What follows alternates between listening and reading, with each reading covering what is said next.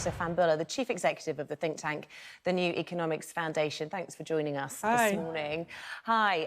As Lewis was saying there then, the Prime Minister saying at our conference speech last year that austerity was over, and this is the first time in almost a decade that we've seen a rise. Yeah, and, you know, the rise is absolutely welcome, but it feels long overdue, and it feels like too little too late in the dying days of Theresa May. So, you know, the public sector have been squeezed for pretty much 10 years. And when you compare the same job that's done today as was done in 2010, actually public sector workers are being paid 10% less.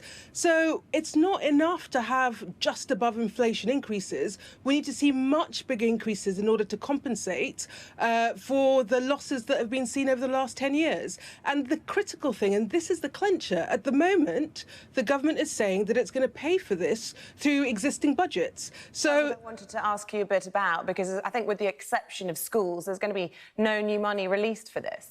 Absolutely. Robbing Peter to pay Paul. So you give an increase, but you take away the funding for things in order for public sector workers to do their jobs effectively. So in effect, it feels like unless the Treasury is going to open up and release more funding for this, this will be austerity by stealth.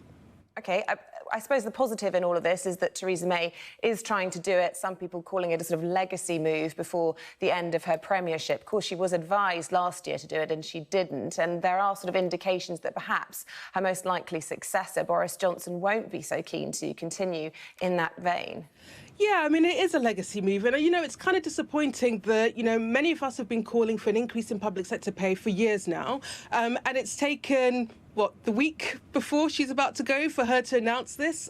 So great it's been announced. It will depend on what the new Prime Minister does. It will depend on what they want to do with the next budget that's set. So none of this is set in stone. It just sets an expectation going forward. But as I say, too little, too late.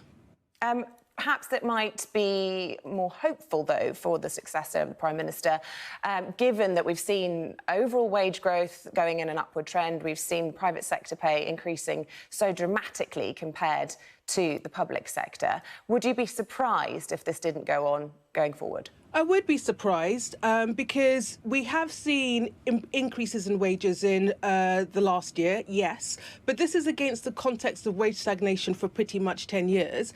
This is in the context of a squeeze in living standards. So we've seen the kind of the worst squeeze in living standards for about 200 centuries in both the public and private sector. So actually the country needs a pay rise across the piece, and that has to happen in the private sector. It also needs to happen in the public sector. So I think it's becoming untenable to hold on to the old policy of trying to cap and constrain public sector pay. And it is also self-defeating because it has an impact on work engagement, it has an impact on retention. Our public services are under huge pressure, and we've got to invest in our public sector workers to ensure that we're delivering best-in-class public services. Miatta Fahnbulleh from the New Economics Foundation, thanks very much. Thank you.